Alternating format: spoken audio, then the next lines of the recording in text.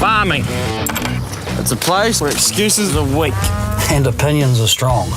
It's no place for the timid. Because in this world, there's no straight lines. Only the twists and turns of an unpredictable industry. No two seasons are ever the same. Food prices change. Fires change. Exchange rates change. Regulations change. Which is why farmlands have changed. We're investing in people and technology To meet the needs of our 68,000 shareholders. And take on any challenge the future holds together. 50 years ago, we were formed by farmers for farmers. With the aim that all of us should prosper. And that hasn't changed. Farming food and fashion for a discerning world is serious business in Aotearoa, New Zealand. There are new opportunities everywhere just waiting for the open-minded. Sarah's Country shines a light on the matters that matter most. And here's your host, Sarah Perriam. Kia ora and welcome to Sarah's Country's Opinion Maker, our live show wherever you are tuning into this episode around the world. Whether you're watching on our Facebook live stream or on YouTube, I want to sincerely apologise for the technical difficulties that we've had getting going a bit later than anticipated. However, of course, we're here now and that's the most important thing because a vast majority of you will of course be listening in the future on our podcast channel. So ka pai, well done for taking the time out of your busy life to wrap your head around a topic that you care so deeply about. I'm your host, Sarah Perriam, and I am passionate about the how in life. How are we going to navigate these challenges and these uncertainties ahead? I'm just the same, an impatient millennial who just wants to get on with it. And focus on, that's what I focus on in the Sarah's Country podcast every week, is the how that we're going to find this constructive path forward to achieve this positive outcome that we all want around these shared values. An internal optimist, I know, but let's at least try, right? Firstly, I want to say thank you to Farmlands for partnering with us this season. They are eternal optimists, being solution seekers with their partners just as much as I am. So it's a great fit. And we welcome them this season. We've had an absolutely overwhelming interest in this episode. No surprises, but it also tells me that you're here, listening or watching, with a passion that runs deep towards one of Aotearoa New Zealand's most precious resource, our water. I know this deep in my veins because if you grow up in a farming family in a region like Central Otago where not much of it actually comes out of the sky in the first place, you know how precious it is for survival. Old grandfather CR used to live by the saying, whiskey's for drinking and water's for fighting, when it comes to ensuring that our family farm had the right allocation down the old gold mining water races. But our fishermen across the country have just as much lived by that saying in areas of New Zealand where water quality has degraded in our rivers, and the dairy farmers across the country have been taking the heat for over a decade because of it. Māori concept of te mana o te wai refers to the fundamental importance of the health of freshwater that supports all life and well-being of the wider environment, including our people and our communities. Now, this is the shared value part, right? We all want water management, water quality to have a positive outcome toward healthy, abundant water. Positive outcome I would like to see, and I hope you all agree, is a workable legislation and considered action plans that take into account the well-being of the people in the process to the same hierarchical level as the environment. And I used well-being as the operative word. One negative outcome to date has been the pace of change and the clouds of uncertainty regarding this government's national policy statements for essential freshwater, negatively impacting the mental health of decision makers to take positive action.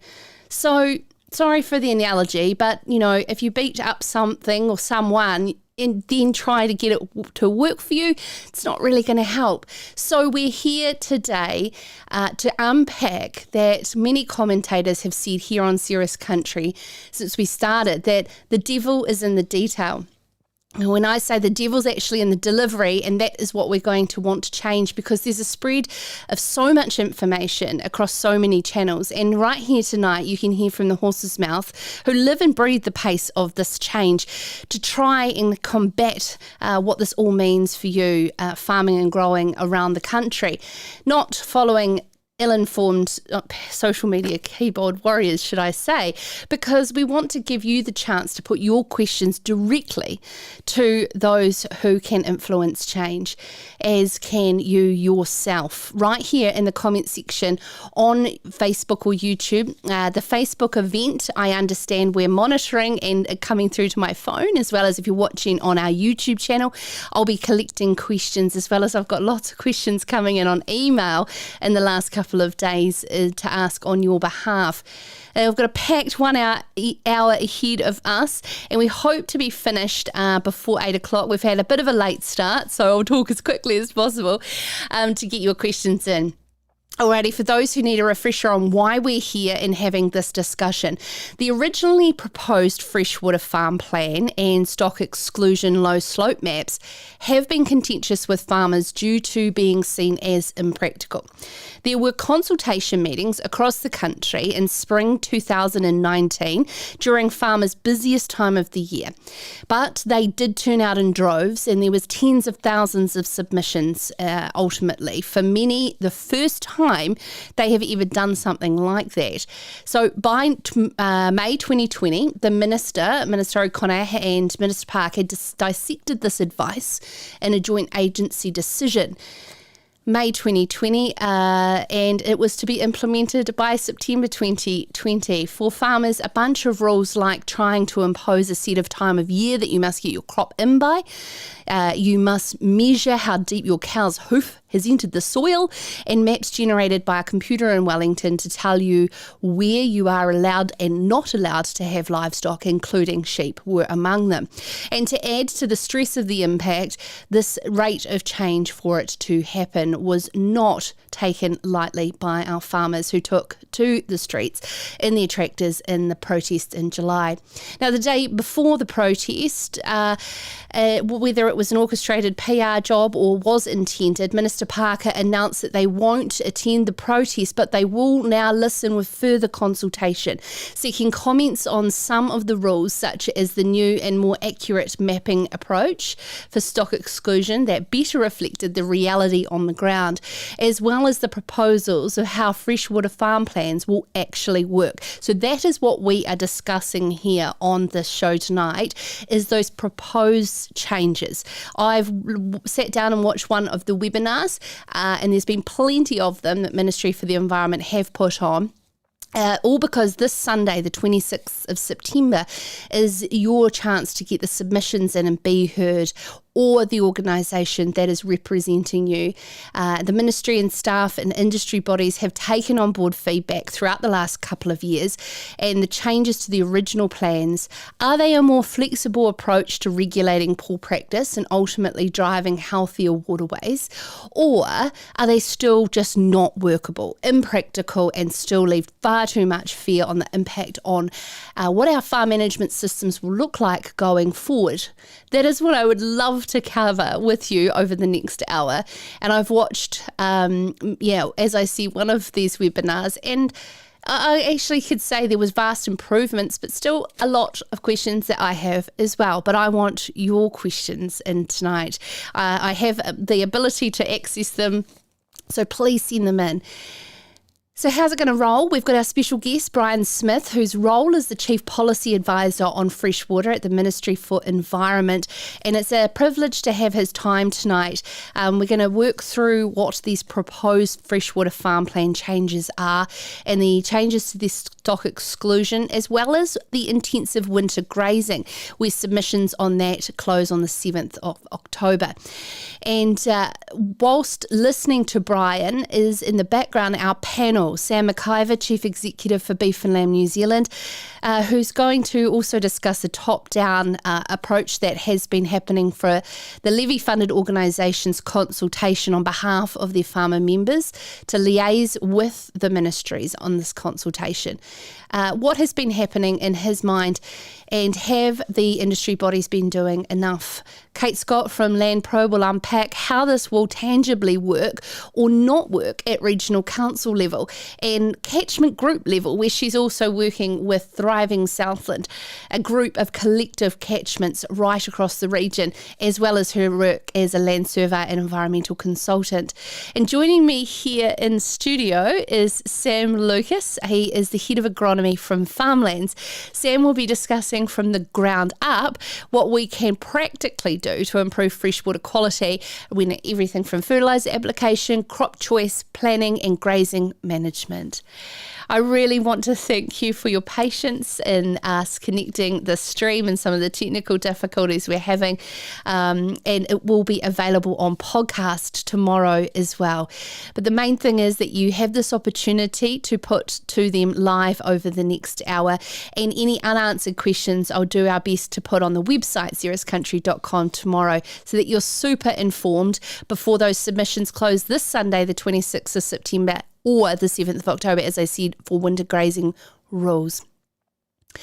Now, we are going to cross. I understand we have Bryan Smith there patiently waiting. Thank you so much, Bryan, for being our very special guest tonight. You've been endlessly, you have Zoom fatigue, Bryan. I could only imagine. Yeah, thanks, Sarah, and thanks for having me on. It's a great privilege and a great, really pleased to be here with you tonight.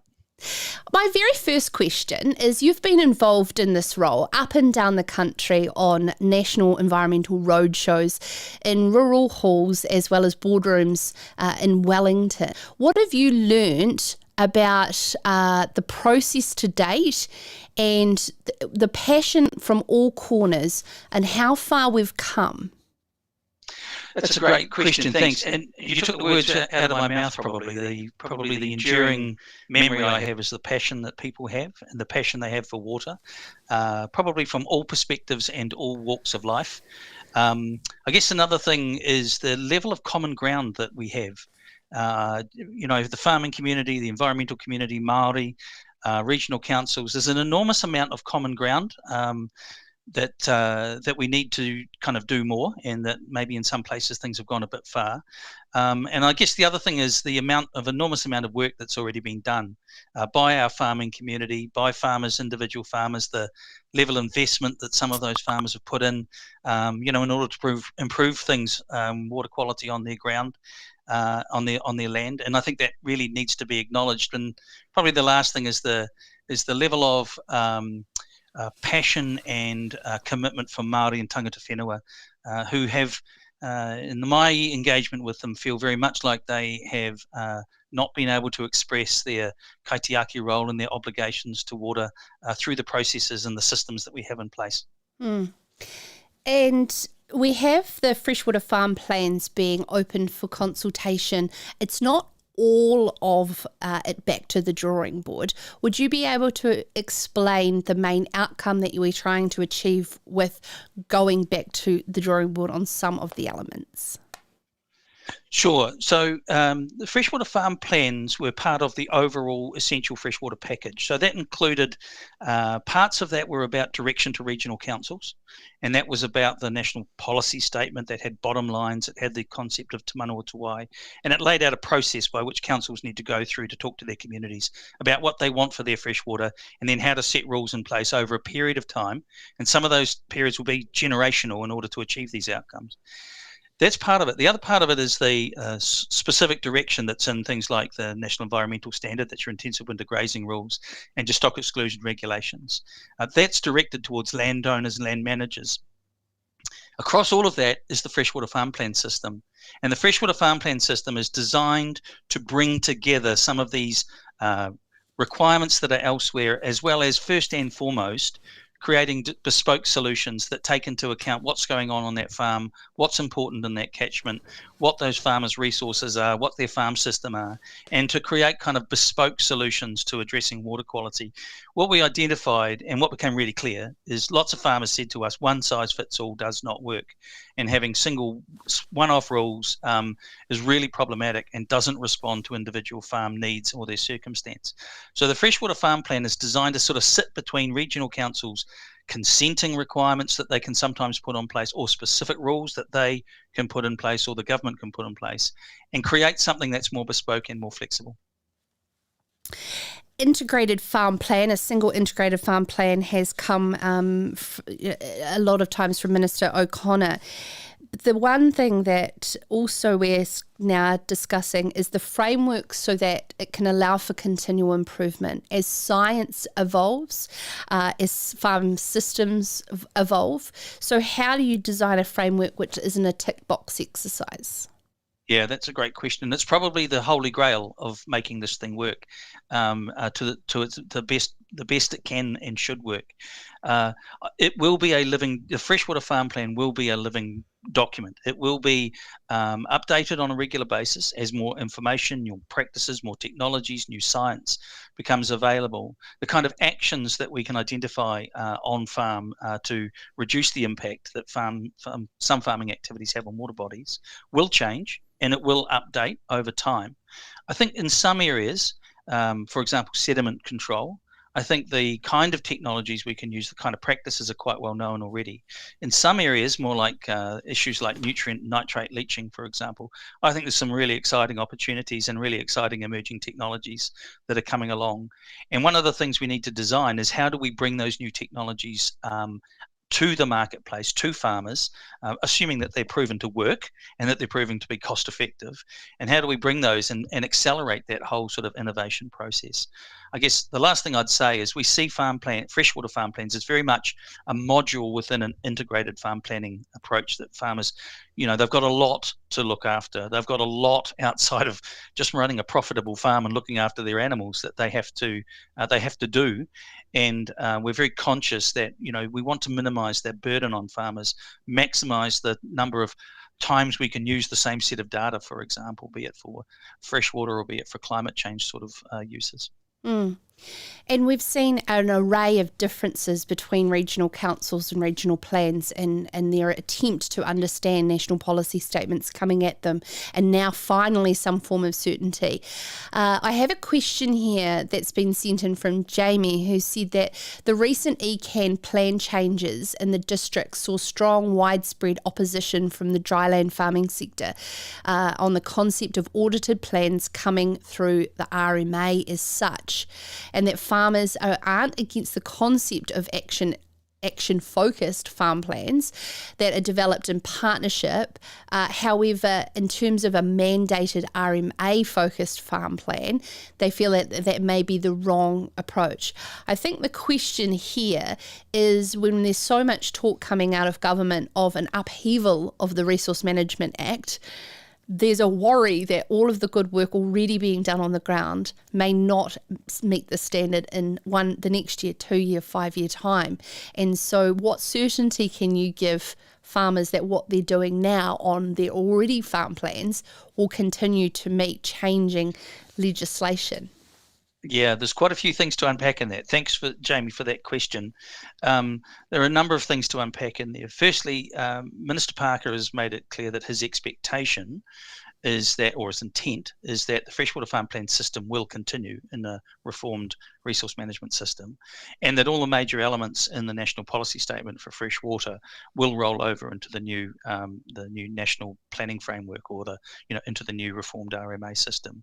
And I think what that means is that we can move forward with confidence that effort into freshwater farm planning or farm planning, environmental planning, and the development of long-term vision for water bodies and the processes that regional councils need to go through won't be wasted, and it will endure. I think there's another element in there of how do we know, or how do we make sure we don't waste the effort that farmers have already put in place?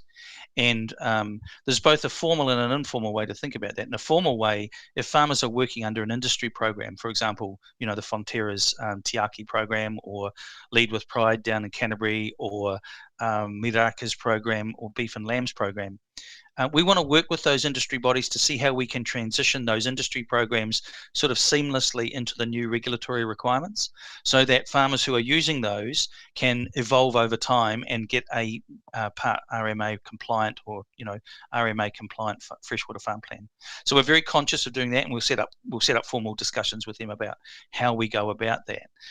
The other thing is farmers are already doing, they're already putting an effort into farm planning and into environmental actions. And I think it's clear that the actions they're taking won't be wasted. They'll be the kinds of actions that will be picked up in the farm plan, and they should be recognised in the freshwater farm plan as already having been done. So working with industry assurance programs and also, as you said, not a one-size-fits-all individual regions.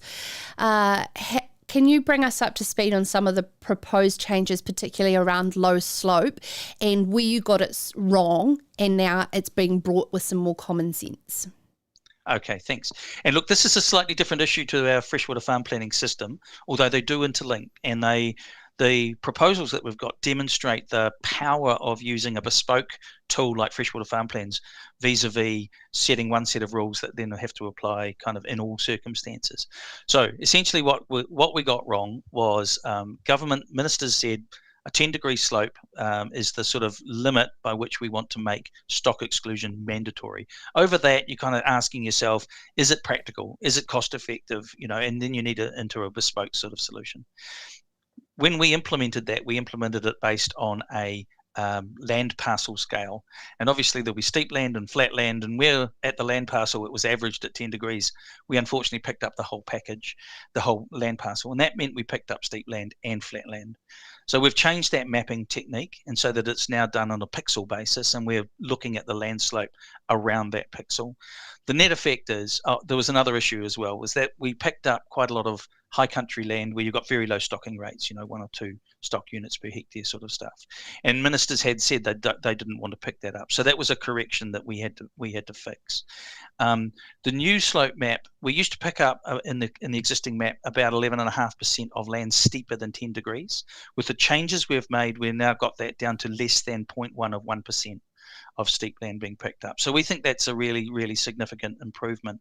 But it's also important to note that just because a piece of land isn't mapped in the low slope area, in the low slope map, does not mean that stock exclusion might not be appropriate. It might well be appropriate. All we're saying is that whether or not it is appropriate needs to go over to the freshwater farm plan system, so that the certifier working with the farmer decide when it's appropriate and cost effective and the most appropriate action to do stock exclusion.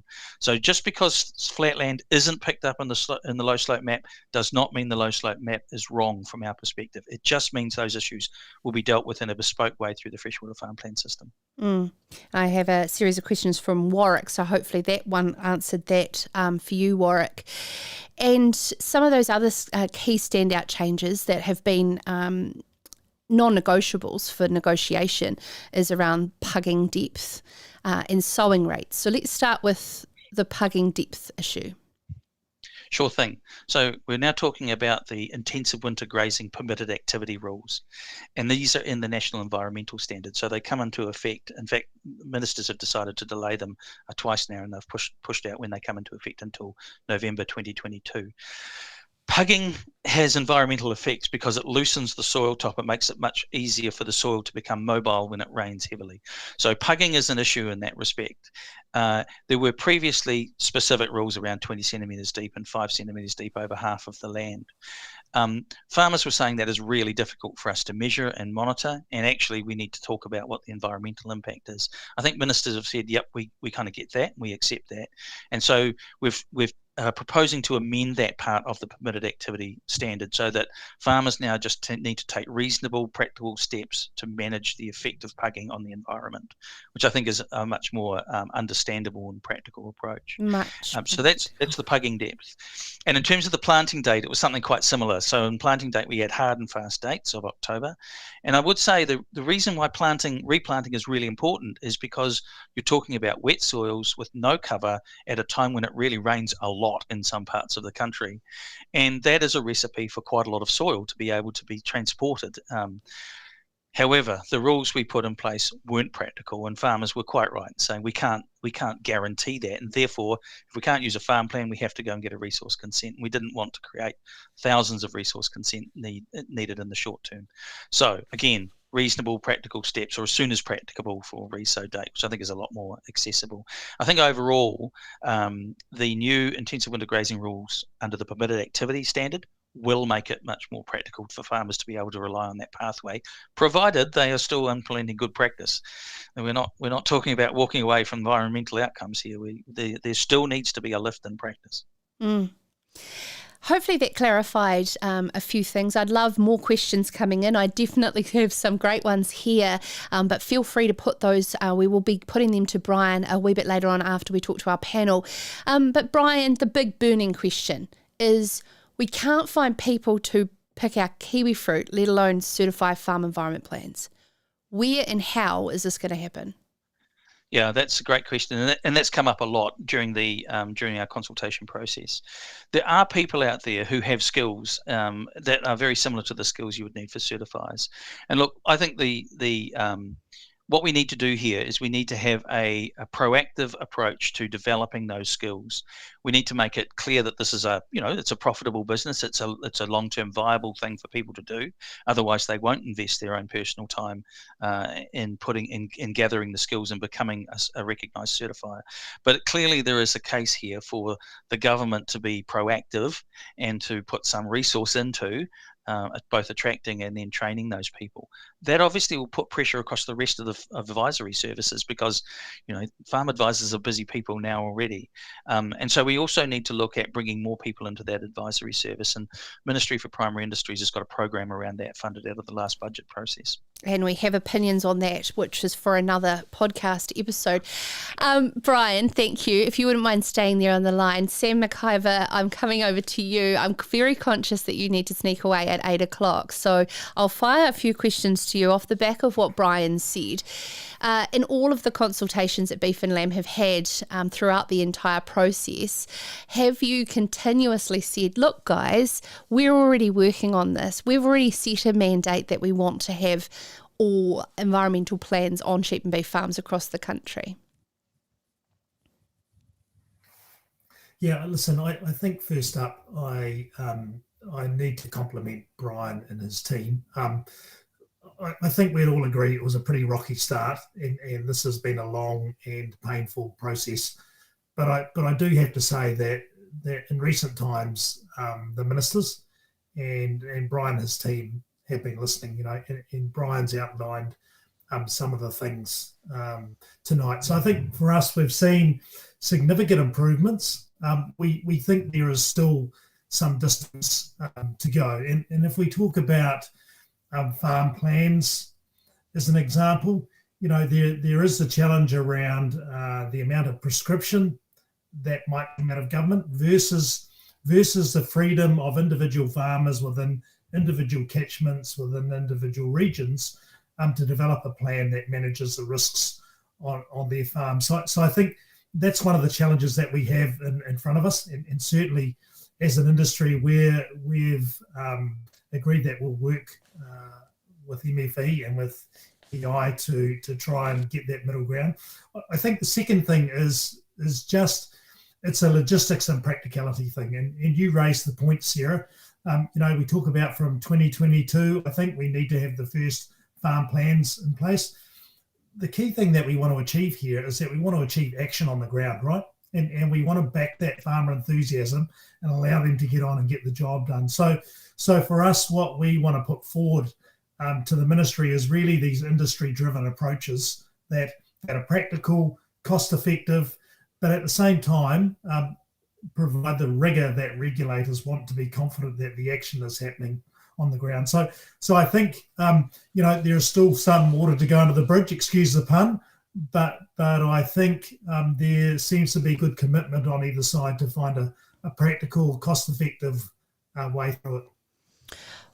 We talked there about capability being an issue, Sam, and there's been a lot of questions come in about the auditing and certification that's already going on with supply assurance programs, Fonterra, Silver Fern Farms, NZ FAP, which the Remit Profit Partnership was heavily involved in. Could we not just train the people already auditing industry programs to be our certifiers? Yeah, and I think this is a discussion that we need to have with the ministry and with regional councils, right? So if I look at it from their perspective, they want to have confidence that a farmer has a robust plan and that a farmer is going to take action, right? On the other side, we want to look at it from a farmer perspective and that it's practical, cost effective, owned by the farmer, can learn with their peers, and this is why we talk about a group approach or a catchment approach. I think we just need to bring both parts of expectations to the table and find that middle ground that will allow us to get on with pace, give farmers tools that are valuable to them, owned by them in a cost-effective way, but still meet the requirements of the regulator. Well, that's the key. And I'm really confident it can be done because we've got the building blocks there. Yeah, that's the key point you said quite a few times was cost effective. I'm just bringing into the conversation now here Sam Lucas from Farmlands. Sam, we talk about capability and people on the ground, but I mean, we have a shortage of people, so therefore compliance costs will go through the roof, and there's so much compliance cost on farmers. Yeah, Sarah, really good point. And hey, just very quickly, thank you for the invitation to be part of the discussion this evening too. Some fantastic points been raised already, and well done for initiating the discussion. It's great to be part of. Yeah, look, in a previous role, I've had experience of doing farm environmental plans, and I guess and thank you very much, Bryan. Like really, I've enjoyed your webinars, putting yourself out there and helping educate us and bring a little bit of I guess a little bit more confidence to what is quite a scary process for a lot of farmers. I still am. It is a concern for me, that Pacific part of it. There's I've had plenty of instances where we've had a couple of the high country stations I go on, and the people from council, their previous role might have been signing off garages or something like that. So the transfer of skills worries me. That farm environmental plan is a very complex plan to do. It's a really important document to do. The farmers are a soul of the earth people, and a lot of that information is held in the farmer's head, isn't it? And there's actually a skill to draw that information out of farmers. I mean, men in general aren't great communicators. Well, let's be honest, their wives have been trying for years. I was going to say, we're terrible communicators, aren't we? So, and a lot of that IP, if you think about it that way, is carried there. And it's IP from really good practices built over a long period of time that you've got to draw out. So, yeah, it's a worry. But what Bryan said, I really encouraged by the dialogue and the listening and the taking on board the feedback that has been happening. So, look, I guess we'll know when the rubber hits the ground and this starts to happen. We're already seeing a couple of consultancy firms recognising this already. So I really encourage when I hear the talk that these can't be a tick box document. You can't spend a lot of money on this thing, tick the box and put it in the bottom drawer. It needs to be a living document. And I think the challenge for the consultancy sector as well is how can you extract value out of those changes that might have to happen on farm level too. So yeah, it's a very important document, I guess. In your role as head of agronomy, you're the go-to person for the technical field officers on the road who are getting bombarded with questions. They are at the coalface, and there's so much to keep up with. What do you tell them on how to navigate all of these changes of uncertainty and all the mixed messages that are happening out leaning on the gate? Oh, it's tough, isn't it? It's really interesting times in agriculture, isn't it? It's so dynamic at the moment, and things are moving so quick. So to answer your question, I think first of all, we have to put it into context, and it was encouraging to hear Sam and Bryan both say, look, there is a recognition that the policy needs to be there. the issue has been is that the policy, sort of felt like it got kicked out the door with intensive winter grazing and wasn't workable, doesn't it? Really encouraging to see the practicalities come in now. We sort of feel like this would have been a good place to start, but we're here anyway. Sorry, I sort of went off the question, but our role really within Farmlands, we invest a lot of money into training and upskilling our field staff. I think the first thing is to say, hey, look, put this into context. Big picture, we as an evolving agriculture sector, we need to continue and evolve. We need to meet the requirements of our export markets and changing consumer demand. So that's why policy's there. And then really neat to have Kate on your panel tonight as well. We are not the experts in the field. We can be no means will ever be the experts in the field. But if our field staff are educated enough to have the right conversation with the farmer, be able to steer them in the right way, and in doing that, we've had some really neat trainings. Lockdown's been good. We had Kate help educate the greater part of our South Island field staff only 2 weeks ago on this, and very much, what farmers need to look for, what good practices. We've had other relationships, Balance Agri-Nutrients have run some really good autumn and spring webinars on intensive winter grazing for our field staff as well. So, yeah, a really good place to start. And then we've partnered with the right people to be able to help our shareholders too. And Kate at Landpro is a really good example. You know how to do a good segue, don't you? Yeah, lovely. To you, Kate. Kate, what are you? Firstly, I'd want to actually start on the capability issue, because I know that you trying to get people on your team is extremely hard. The right qualified people to start with in Landpro. Yeah, thank you, Sarah, for having me along. And like both Sam's and Bryan, just wanting to thank you for giving us the opportunity to have this kōrero around what's a really important topic for all of us. But capability is a question that we are continually asking ourselves at an organisation like Landpro.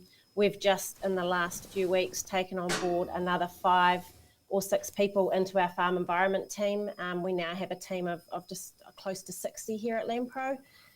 So we are growing, and I guess that's been driven on the back of demand from our clients who are looking for support to understand what change means. And I think Sam Lucas touched on the fact that our role is not to actually tell the farmers what to do, but we're actually here to extract that information. We are the translators who take the detailed information that they have in their head, and we actually help commit that to paper.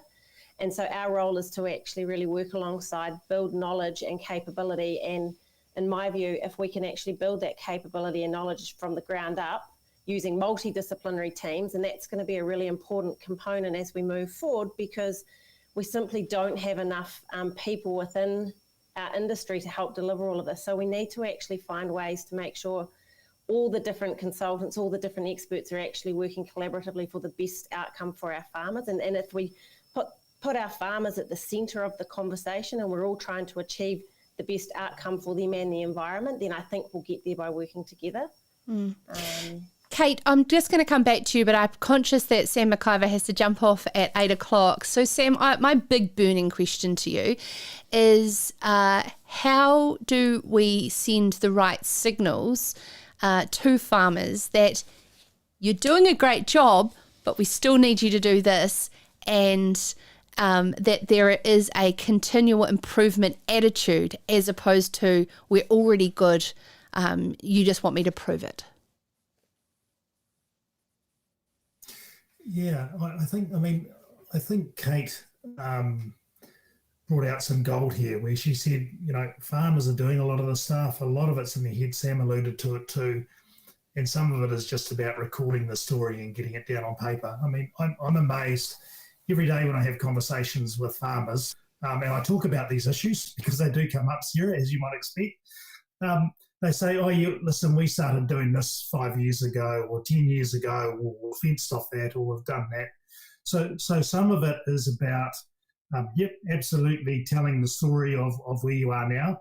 And the second thing that, listen, my experience in working with farmers for 30 odd years is that you put good information in front of farmers, you put a good argument and a reason to change in front of farmers, and they will change. And I think, Bryan's been pretty honest tonight about the fact that they didn't get some things right at the start, right? And farmers are very good at detecting where things won't work and where things aren't practical and it doesn't fit with their knowledge that they're seeing day to day, right? So I guess the challenge here is how we bring the farmer knowledge to the table.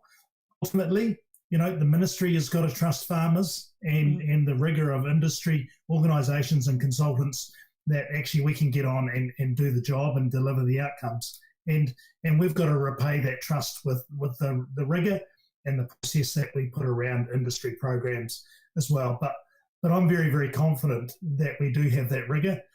We look internationally, and absolutely the assurance programs that we have sitting in New Zealand are world leading.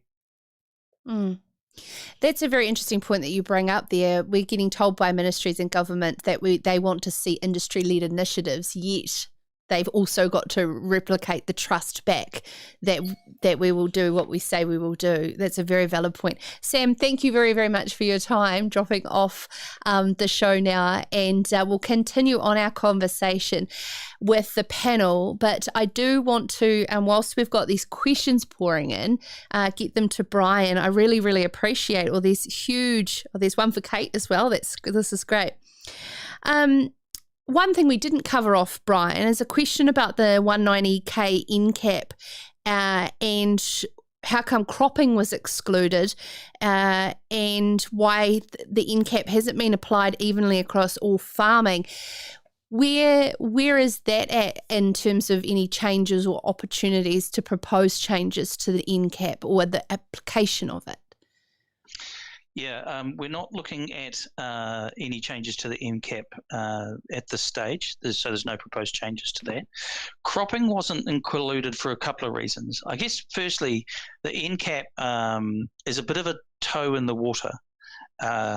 It is, for most places in New Zealand, pastoral farmers are nowhere near 190 kgs of N per hectare per year.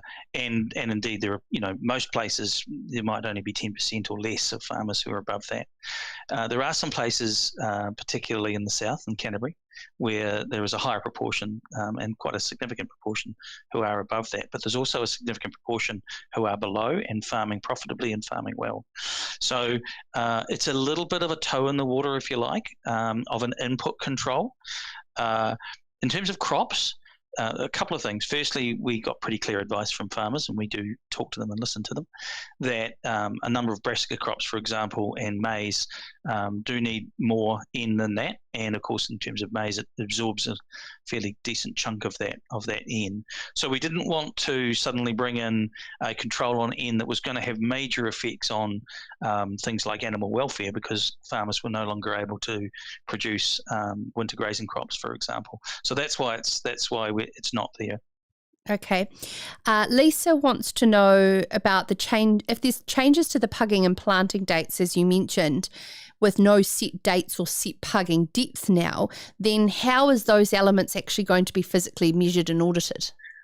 Yeah, that's a really good question. And I think, look, when it comes to a couple of points here, I think in the long run, and I think the government's clearly signalled this in the discussion document around this issue, in the long run, freshwater farm plans are probably a better mechanism than the permitted activity rules we have at the moment for issues like that, like, how do you measure these things? If there is egregious activity, though, if the people, really could have planted and they didn't, I mean, that's a matter ultimately it's a matter for the courts. If it's a requirement, it's in law, then it's a matter of evidence as to whether or not it can be done or it could have been done and it wasn't done.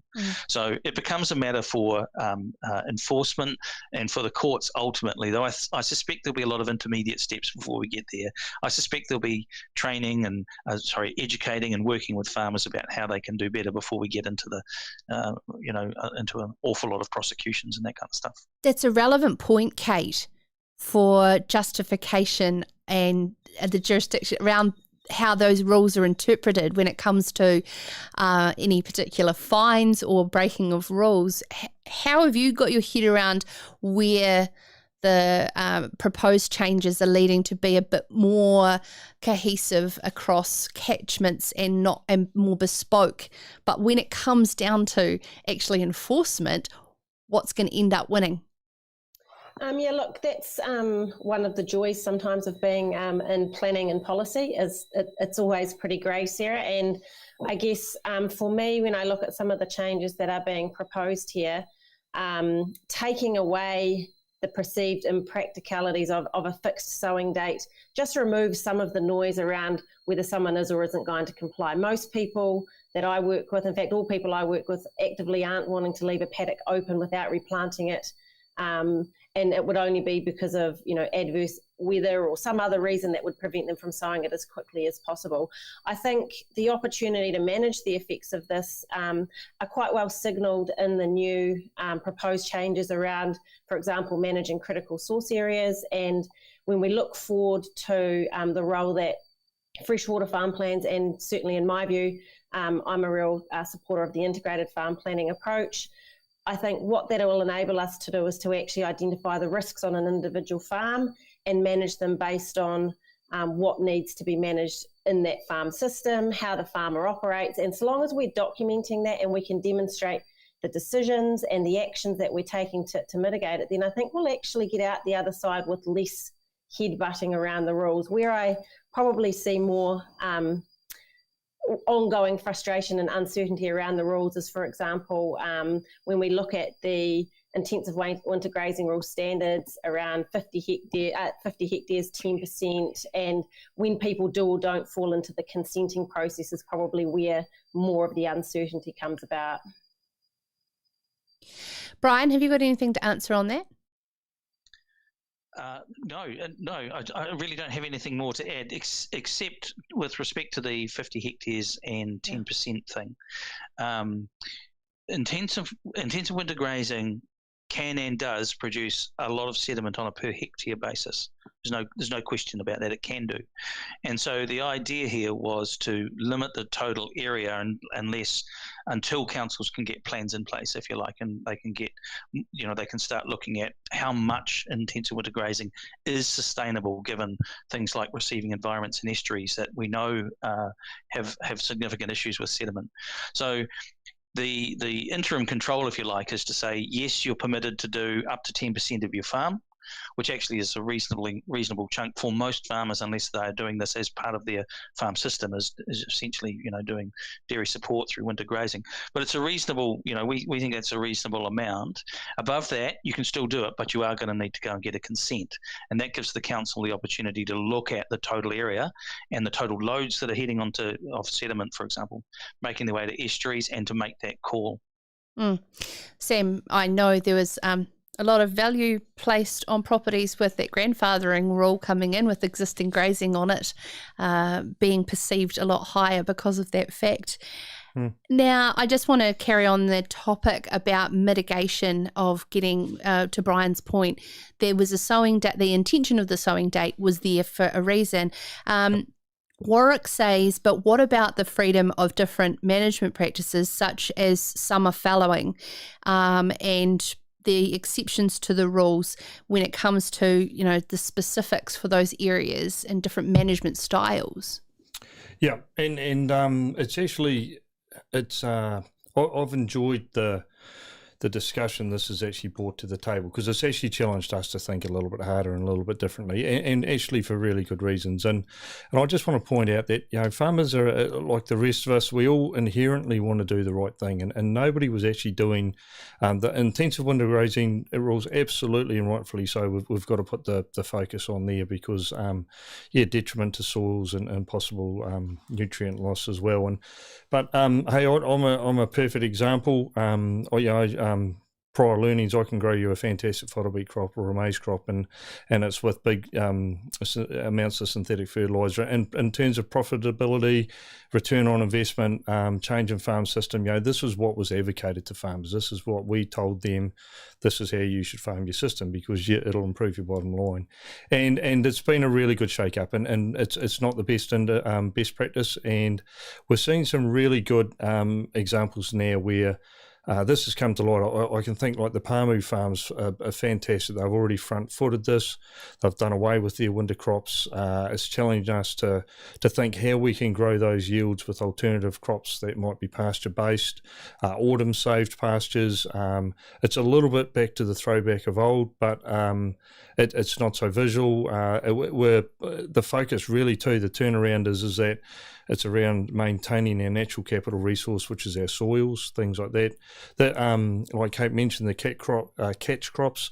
Nobody wants to see a bare soil be ruined by rainfall or soil loss. I mean, that's a natural resource going out the gate. So, but the more we can encourage those catch crops to get in the ground, the better. The bottom line, and what's a really good challenge for us as people that might be advising us in the industry, is the bottom line, the alternatives have to be profitable, because if they're not as profitable or aren't going to return as well, then it's going to be very hard to change farmer behaviour. So, look, some really good things. I think like the summer fallow one is a little bit of an exemption in some ways, that if it can be in very dry land, East Coast New Zealand environments, that's still a good practice to enable an autumn sown crop, a pasture crop or a mixed crop that can give you that winter yield. Because long story short, we have a certain amount of animals that we've got to maintain through the winter. So we have to grow a specific amount of feed for them. But it's happening, and going back to a lot of mixed forages, a lot of pasture-based in those, so that we can hold that soil together, that we can hold the nutrient, we can put organic matter into the roots better than what we might have been doing with some of those other crops. So. Kate, I just really this is a merger between a question, what Sam said, in that is that it's about challenging our thinking across the board. Kate Lynch has actually wrote in to want to know more about the same effective challenging of thinking at regional and local council level, and what's going on there to be able to grow their skill set and challenge their thinking, and how they're actually going to be able to make this region specific or catchment specific. Yeah, look, I think that's a really good point, and I think I'd like to start by really acknowledging the fact that the councils are still trying to get up to speed in the same way that we are as consultants and the same way that farmers are. So I think sometimes councils are unfairly tarnished with the job of having to implement this, but not necessarily knowing what it means, in the same way that we don't clearly know what it really means yet either, because we're still working through that. Having said that, the councils that I work with a lot are actively out there trying to engage with their farmers to help them. An example being in Southland, we've got the Southland Regional Council have been doing a lot of work working with farmers to try and help them to navigate if they do need a consent under the NES for intensive winter grazing, and they're doing what they've already done, but they trigger that threshold, trying to make that really simple through an online portal, trying to manage costs.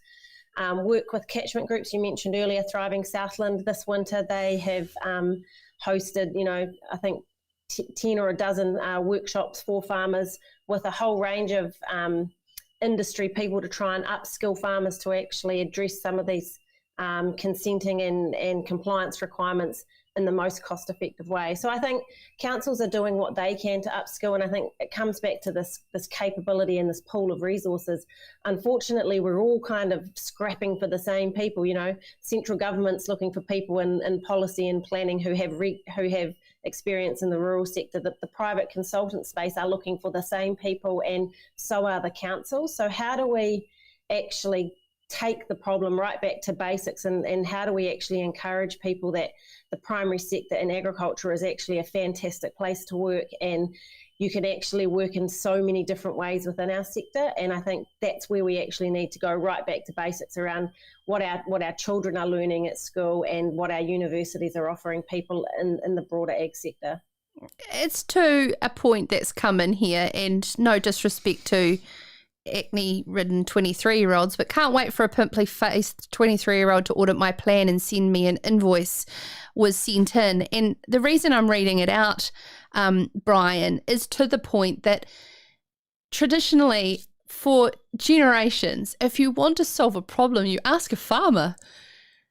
And there's the way that we can structure a framework to be able to allow farmers the creativity to solve these problems, not be told. How do we encourage that in the process? Yeah, and the process has to be able to encourage that, right? It has to, and so much depends on the quality skill, not just the hard skills and technical skills, but the soft skills as well, of the people who are working with farmers, be they advisors or be they certifiers, and so. Absolutely, this has got to work between farmers and working with advisors and certifiers. I think an acne-riven 23-year-old, I get, the point's really well made. What these people will have to be able to talk with farmers on their own, from their own skill base, if you like, in their own terms, recognising the knowledge that farmers have and understanding farm systems. And that is an enormous challenge for us to find those people. If we had university graduates, and I'm not saying that that's the way to go, but if we had university graduates, clearly we're going to have to get them beside some grey hairs, if I can use that term, and mentor and develop them over a period of time so that they are capable of communicating with farmers on their own terms. I think one of the opportunities here is to create another professional pathway, because this will be certifiers are a decision maker under the Resource Management Act, and they're one of the only handful of decision makers under the Resource Management Act. It is a profession, a new profession. Obviously, it'll build on the existing skills of farm advisors and farmers who wish to go down this path, but it is a new profession, if you like. And I think over time we'll see much more opportunities to integrate with the science community, innovation. I think these people will have the opportunity to be spreaders, if you like, of new practices, new knowledge, accelerating innovation, and ultimately the goal here is to not only protect and enhance our environment, but to prove our credentials as the best food producers in the world. No doubt about that at all. I do want to just stay on that with you, Bryan. A very good comments coming in from Duncan that is there going to be regulation, or who's going to regulate the compliance industry? And it's a very valid point, hearing of very high hourly rates being charged by consultants, dare I say, not Kate, just like mechanics and vets, when we have such a shortage, they can market forces at play. How do we keep that in check? That is a really, really good question, and it's something. Look, firstly, I think there's going to have to be some interim recognition of people, even if they, people who are currently operating in the system, so that we have to have a competitive supply of people who can do this. It's not reasonable for farmers to have only one person in a neighbourhood and have a choice of one. So, we're live to that. This thing is going to have to roll out over a number of years. It won't all be turned on by the middle of next year. In fact, it could take, 3, 4, 5 more years until it's available across the whole country. And we're kind of prepared for that. And one of the key drivers here will be to make sure we do have the supply of people who can do the job, and it is a reasonably competitive market so that farmers have options. Believe it or not, there is the power in the regulations to actually regulate prices here. I'm personally a bit reluctant to do that because I think that might get in the way of attracting people, the right kind of people to do the job. But that power of regulation does exist, but I think we want to look at more proactive ways to grow the market before we even contemplate those sorts of things. Does that answer your question, Sam, as well? A little bit around that?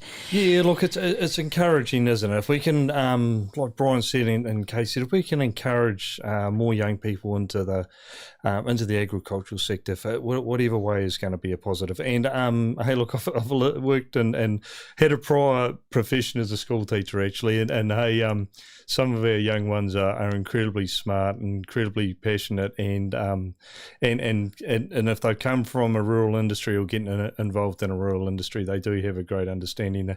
An interesting dynamic, isn't it? Our farmer audience, and I fit into this bracket, and I'm on the cusp of it anyway. I think the average age is 55 plus, isn't it? And farmers have been around the block and they've learned how to do things, and like that question came, it's an interesting dynamic that you don't like to be told when you've already sort of figured a few things out, don't you? And particularly by somebody who might not be as knowledgeable as you in that particular industry. So, yeah, look, it is going to be a challenge, but there's some real positives, like Bryan said. We need to attract more people into our industry one way or the other. And if this drags a few more in, then, hey, that's a good start. I have so many questions that have come in prior and still taking some more as well. I probably do want to, where was the particular question? It was about in the webinar, Bryan, how this will be rolled out. And you originally said it wasn't going to be all of New Zealand catchment by catchment. What's the strategy going forward as opposed to blanket and a deadline? Yeah, good. Yeah, good question. We've already talked about one of the critical elements here, which is the supply of people who can work with farmers to do the job, and that needs to be available and competitive. So that's the first thing. The second thing is that we've talked about. I talked about right at the start. It's really important that the things that get prioritised, the things that are identified as the actions to do first, or the actions that need to be done, are sort of reflect the catchment context. They need to reflect what's going on in that catchment. What is the priority for that catchment? Now, in some catchments, there's quite good information already, and councils have done a lot of work, and they could express that tomorrow.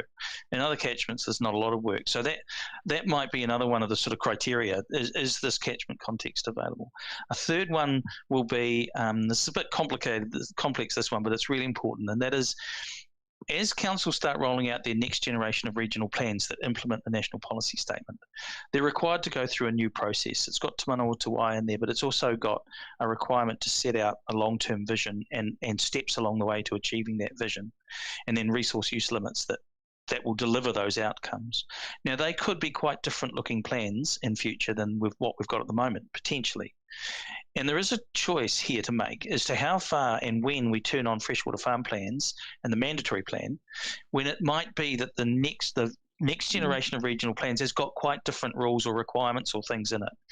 And there's a really legitimate question to ask ourselves is, do we want to turn those on now, or do we want to wait for a few years until we see more direction about where the councils are ultimately going and where communities have set their long-term vision and what that transitional pathway looks like? So that's another really important criteria. And then I think the last one is, we want to make sure there's support for farmers to do this if they want support to do this. And by that I mean, that they can work with their neighbours, that they can work with a catchment group, that they've got sort of a social network around them if they need that level of support. So I think that's another thing that we'd want to proactively look at developing before we sort of turn on the big mandatory, now everybody has to have one by a specific date. I mean, that doesn't mean it can go on forever. It can't, this is an important part of the new system. But it does mean we need to be a bit organic about how we think about how we turn this thing on. It's encouraging to hear, Bryan, and our early farmers that want to lead. They've been through the overseer models, they've been through the early farm environmental plans, and I guess the concern for a lot of farmers, and they're not cheap exercises, is we jump in and do this one and it changes again and we got to do something different again. So and it's a cost. It's a compliance cost. It's not something we're used to in the industry. We want to spend $1 if we can make $1.50. This sort of cost doesn't. So appreciate those comments. It's nice to hear they are encouraging. Yeah, I agree with you, Sam, and certainly that avoiding the duplication is something that comes up in a lot of my conversations with my farming clients at the moment. Is if we roll out a first generation plan and then a new water and land plan comes along and requires a whole suite of different requirements, and we've already had it, the cost of preparing our plan, we've then had to have it certified, which is another cost, and then we have to have it audited, and then the rules change, or I have to have it certified again because I've got a new manager. It's some of those practicalities that I think we still need to iron out in terms of how we're going to work that out in terms of the timing between certification and auditing, because that's where I think we're going to run the risk of huge cost for farmers, yet are we actually allowing them to innovate and to deliver on the action and the change that they've set within their plan? So that's one area I'd like to people have concerns about. If you're out there and you're preparing submissions, which the submission dates, I understand, Bryan, have been pushed back to the 7th of October. It's thinking about those sorts of things and how they impact you on the farm if you are actually going to go through the process of preparing a submission, and trying to put some practical suggestions so that Bryan and his team can actually take it and make something of it, rather than us all just having a little bit of a complaint about we don't really like it, but there's nothing coming forward as to how we might like it to be better. That is, Bryan, 17,500 submissions is a hell of a lot of reading. How do you process that and actually send signals right now to encourage people to take the time to put in a submission and it will be listened to? Yeah. 17,500 submissions was the most submissions that we'd ever had on any other topic. So that shows you the level of passion, as I said right at the start. How we do it is we have to systematize it. Actually, we have to get people in who read every single submission, and then they look for the key themes, and then the key themes become areas that we focus on. And I mean, that's just the way you have to process that many submissions. There were pretty clear themes coming through, and I have to say, they were. Anyway, I won't go back to the essential freshwater process. We're hoping to get plenty of submissions through here. We've also had a lot of feedback through the webinars, and unfortunately, due to COVID, a lot of that was going to be face-to-face, which we were really looking forward to. But anyway, we've had to move online. There are clear themes coming through. Quite a few of the questions you've got here tonight. I think Sam and Kate and Sam have all raised this, the same sorts of issues. So. Look, the process from here for us is we will look at every submission we get, and we'll be looking for themes and common themes in those submissions. But what we really need to do is to bring together people who work on this stuff day in, day out, who are farmers, who are advisors, who are councils, who are tangata whenua, and work through these issues in a really co-designed sort of a way. We're not proposing now to go and take all the submissions, work out for ourselves, and dump a bunch of regulation on the table. That's not the process we'll be looking at. So submissions are incredibly valuable for us, and it's an and situation for us. We'll be looking at co-design and co-development as well. We also want to test some of this stuff actually in the real world before we go and pull the trigger on some of it. I just heard a few hurrahs around the country. Did you, Sam and Kate? Yeah, it has been encouraging, and I think Sam McIvor mentioned it, and well done for Bryan for the Ministry of Environment and getting out and presenting and listening. I think that's the key thing. It's I think if we feel listened to and we've had input, we feel valued by it too, don't we? So, yeah. Kate, do you think this is a positive change from where we first started?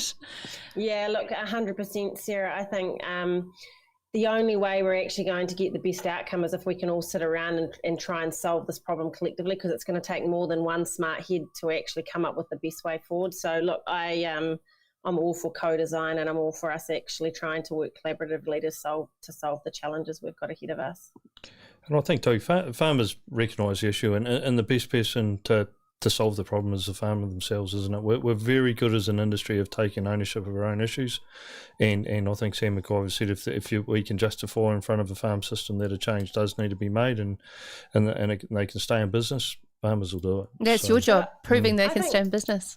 Well, look, I think farmers are up for the change. I mean, most of the farmers that I'm talking to love and protect their land and want to actually have it there for the next generation in the same way that everyone wants to. So I don't think we're actually misaligned in terms of what we're wanting to achieve at the end goal. It's just the how do we get there and how long does it take to get there. That's where the unrest perhaps sits. Bryan, I have a question that's sort of a merge between one that's come in, but what about the joint agency model, the co-design between ministries and the work that's been going on between MPI, MB, MFE, and particularly how these are all going to integrate their one in itself when it's significant natural areas, greenhouse gas emissions, freshwater farm plans, and how you pull, there's action and reaction to each farm management system decision that Sam Lucas's team are dealing with, to work together on that as opposed to single solidly just freshwater.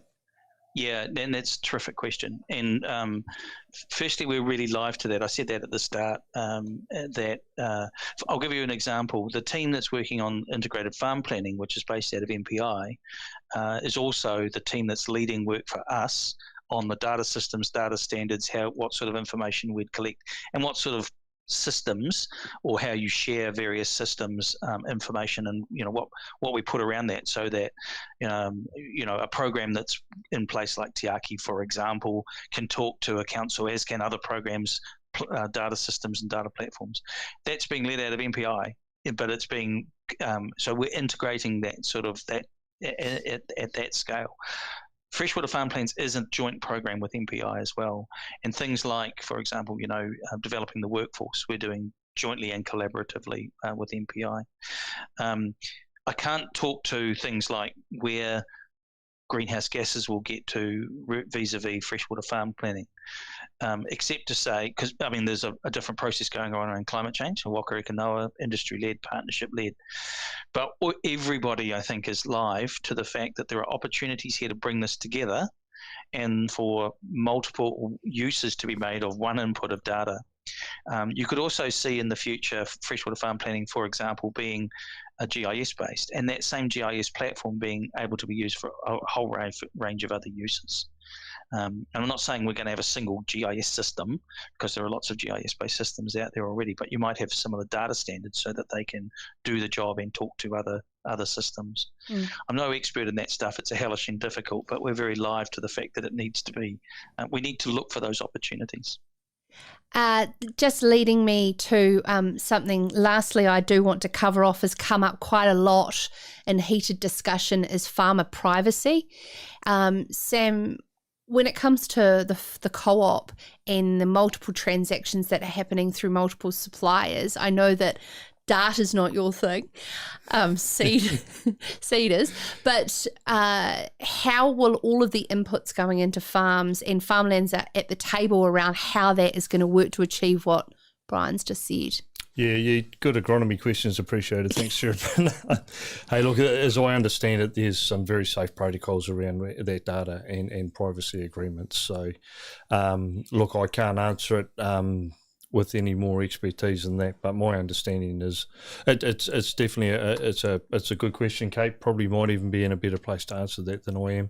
I would have thought that data there's absolute privacy around that. But Kate, look, it's something. No, and I can answer it to some degree. Look, I think it's a concern that I'm hearing about often is, well, it's all very well that we have to provide all this information, but how do we actually make sure that our personal or our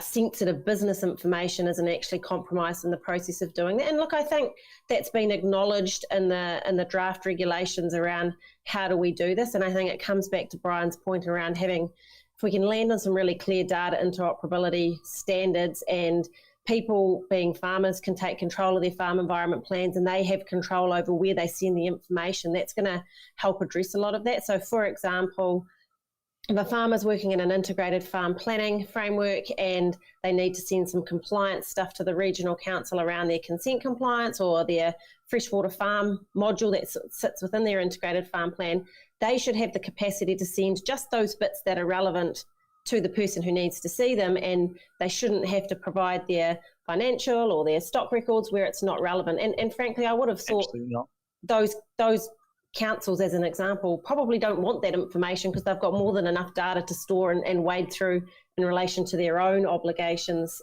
from a compliance perspective. So I think it's about providing confidence to farmers that their data is safe and it's theirs, that they are in control of. Bryan? Yeah, thanks. Look, the only thing I could add to all of that is that we are in the discussion document where we are talking about reporting and people will want confidence, communities will want confidence, Māori will want confidence that the system is delivering the outcomes that we expect it to deliver.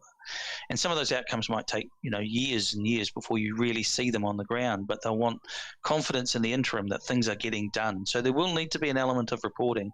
But what we've said in the discussion document is that we are very conscious to the need to protect privacy and, commercial sensitivity, and we're looking at agglomerating information so that it can't be identified at the individual scale. I also think that's where the value of catchment groups can come to the fore, because if our catchment groups actually become wider than just farmers and landowners, but it incorporates our broader community to them, they can actually see the action together because they're actually working to achieve the same outcomes for their catchments. And so all of a sudden, the really hard, have you ticked this box and done this compliance thing, perhaps becomes less relevant because they're actually doing the doing together. And that's about creating that trust and everyone in the same path and the same journey.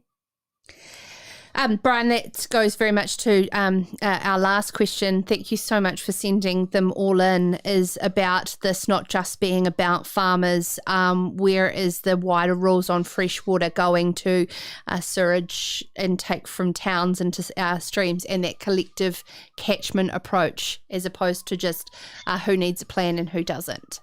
Yeah, and that's a really good question. There is our worst waterways in New Zealand, freshwater bodies, are in our urban areas, right? So that urban areas have got a lot of work to do, and it's not just wastewater. Obviously, there's been straightening of water bodies. There's stormwater flows that flush every living thing out when it rains because you've got all these hard surfaces. We've got sediment being from earthworks being put into places where it's going straight into estuaries, and often those are some of our highest use estuaries in the country. So and then there's forestry. So there's absolutely no doubt that this is a joint effort, and it needs to be a joint effort. We're talking tonight about the freshwater farm plan system. The national policy statement and achieving those national bottom lines apply everywhere. They apply to urban areas and to rural areas. So, and indeed, it's going to be flipping hard to achieve some of those in urban areas. So we are all in this together. Hopefully that's music to a lot of people who's listening's ears, that it is recognised across the board. Just some last closing comments from each of you, and just some encouraging words that this is achievable, and that, you know, throwing out and refusing to do farm plans is not going to be the way forward. Sam, how do you see this playing out in the next 12 months, say, or so? Yeah, thanks, Sarah. And I heard Bryan mention opportunity, and I think there's a great saying, isn't it? Every crisis creates great opportunities, and I think we've seen it across the industry with everything and the challenges in farming now, hasn't it? It's I've never seen the industry so banded together. I mean, we've got everybody across the primary industries. It's a collective issue. It's a collective problem.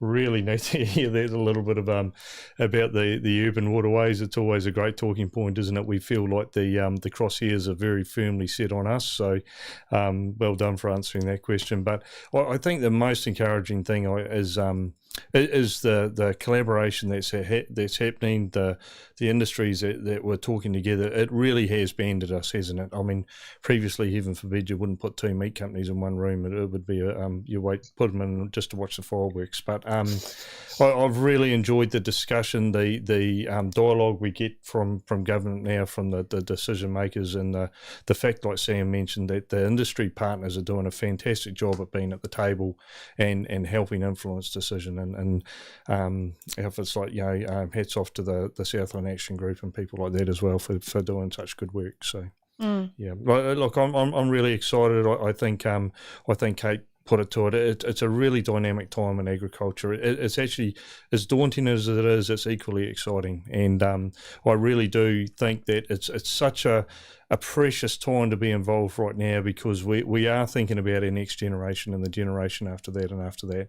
And we get it right, it's exciting. So there's a lot of responsibility that comes with that, and well done for opening the dialogue and bringing it to the table. So yeah. Well, I'm sick of everyone yelling and screaming in different corners. Actually, let's sit around the table and have these discussions. And we're getting there, Kate, slowly, bit by bit. Well, look, I've always got an opinion, Sarah, but look, my probably closing piece of advice is to the farmers in the room is just start. You're already doing great work. It doesn't matter if we haven't got the detail or the certainty around, for example, what exactly needs to be in your freshwater farm plan, because if we're chasing 100% certainty before we start anything, we're just never going to get there. And so I would encourage people to continue on starting with preparing their farm environment plans.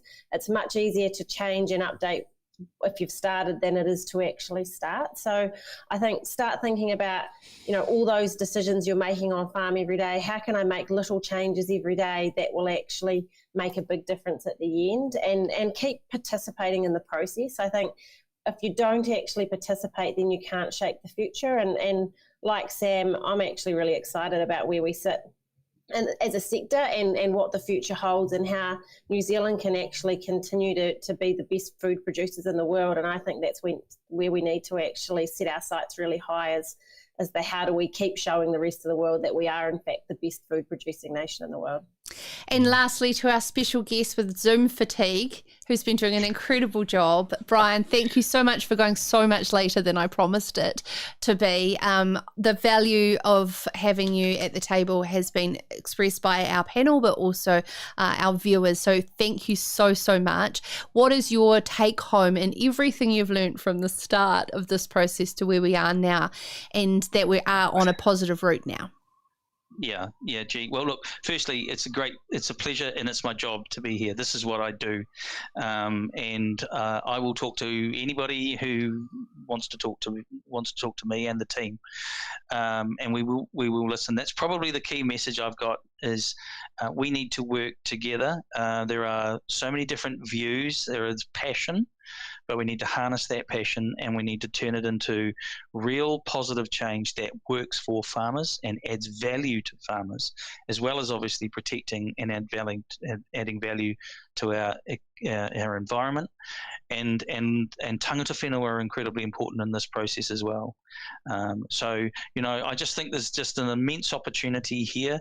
I'm really excited by it. I think this is one of the key parts of the whole system. I think over time, I'd really love to see us moving away from consenting and hard rules and all that sort of, and moving much more to a sort of more trusted, bespoke process that works for the environment, for farmers, and for the rest of the community. Thank you so much for your time. Bryan Smith, Chief Advisor of Freshwater at the Ministry for the Environment, Sam Lucas, Head of Agronomy at Farmlands, and Kate Scott, Director at Thriving Southland and Landpro in Cromwell as well. Thank you all three for your time, and appreciate all of you watching, tuning and listening on podcast. This will be available tomorrow on the podcast, so please share the episode far and wide because there's a changing tone going on. There's a changing conversation happening, and we want to ensure that the right information is put into the right ears, so therefore we can actually come together, as Bryan has said, and co-design this future with a government ministry that is listening and really willing to make this work. This has certainly been an absolute pleasure bringing everyone together, and I'm going to continue to do this once a month. Our live opinion makers, when we turned off the live element, you guys certainly told me you wanted it back. Thank you so much to our partners at Farmlands for making this possible and having these big, robust discussions. I'd love your feedback. sarah@sarahscountry.com, as well as through all of the social media channels. You can get in touch with me to suggest any topics or particular guests that we need to be talking to. Big chunky topics around carbon pricing. How do we farm through the dry? These are some of the conversations I want to be having in this type of environment. There may be even more, the health and safety, our mental health, with an ongoing amount of discussions. But the whole premise of Serious Country is to actually get to a place where we can have tangible action moving forward and not just talk.